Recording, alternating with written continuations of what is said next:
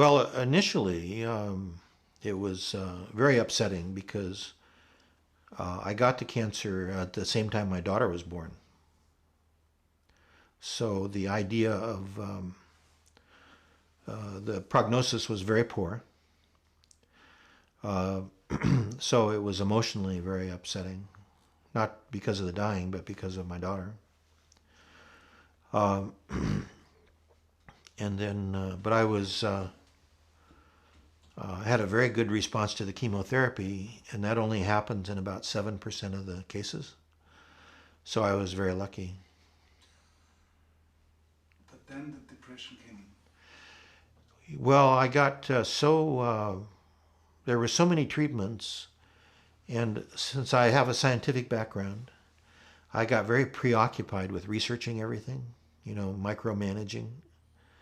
And so my life just kind of got narrower and narrower. I got more exclusively focused on the cancer. And I became more withdrawn.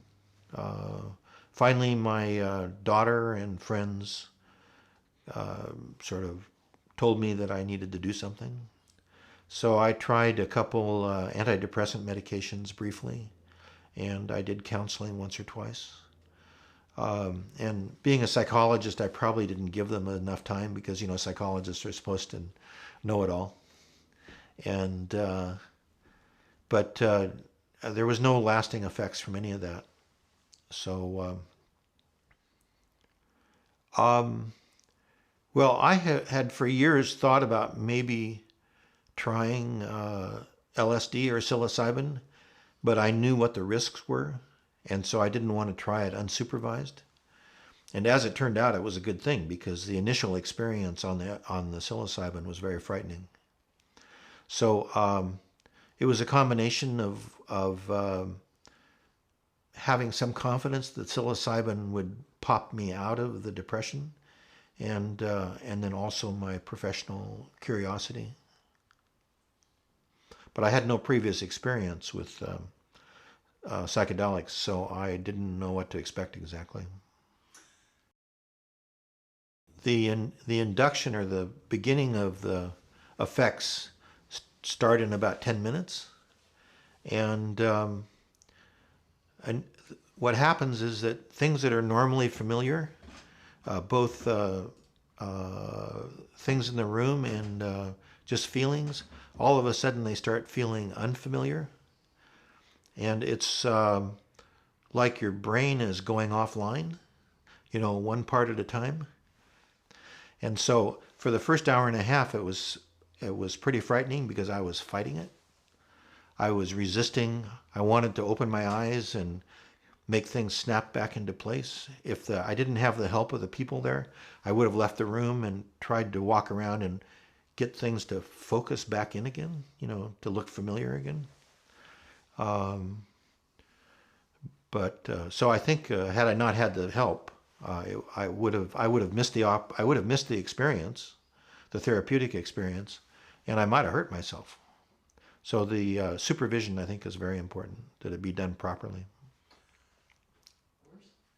Yeah, after about an hour and a half, I had no sense of time, but they told me that after an hour and a half, I calmed down and I seemed quite tranquil and comfortable.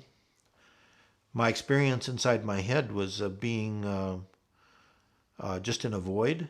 I had no sensory experience, no sounds, no. Uh, there were no thoughts going across my mind. I had just a little bit of a visual sensation, but it was all in my head. I didn't have my eyes open. Um, and At one point, I thought I might be in a cathedral, and I thought that it might be a good chance to talk with God.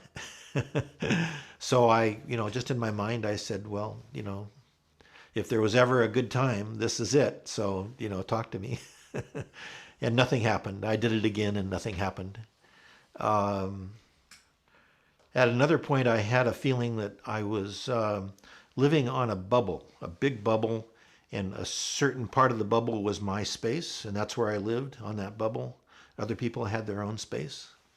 And it had a certain thickness to it, and that the surface and the thickness was my part.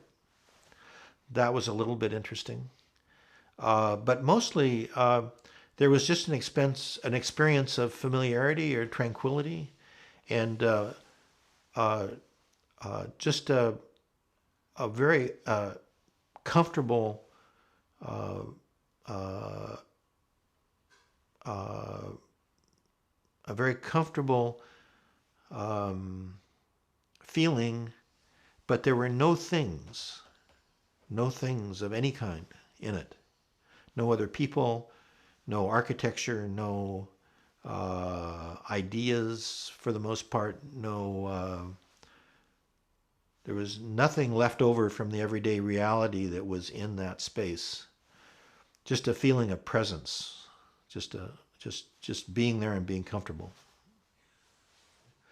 And I could go back and forth. I could voluntarily either fall back into the void, or I could come out and stay more focused on the everyday reality. And during that time, I could pull up past relationships or current relationships and look at them in great detail. And uh, um,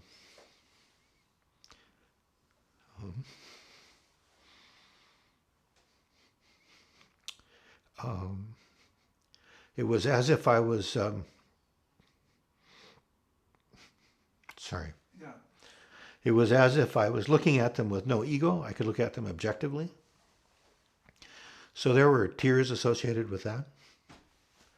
And but also a number of insights that stayed with me afterwards.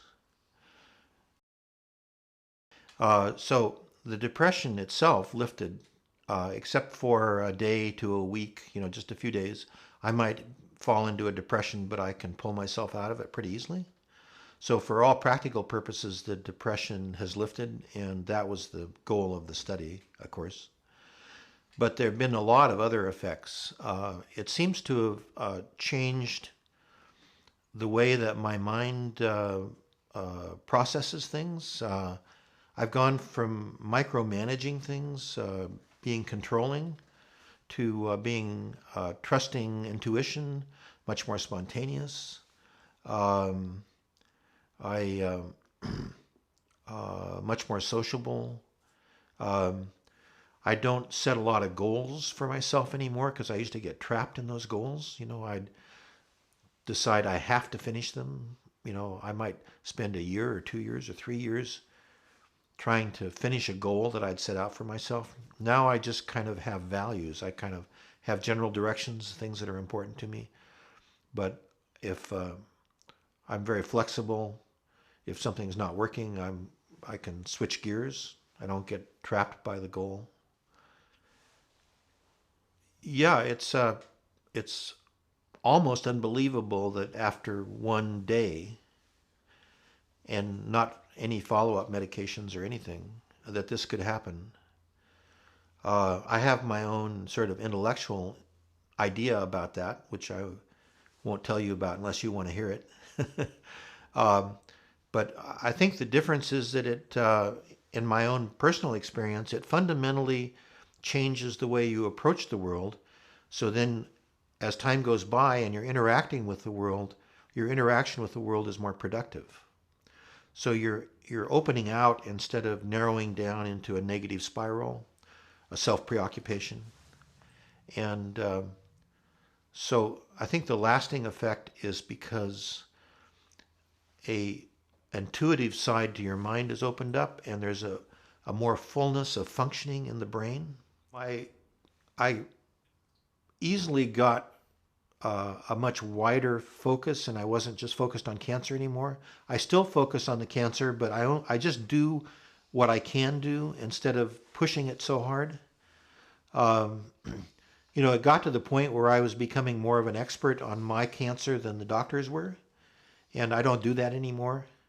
I just, once I've read the literature once, I drop it and just, um, you know, and I'm much more involved with people. I have more friends now that I have time for, and I have my boats, and I have my daughter who's moving in 2 months.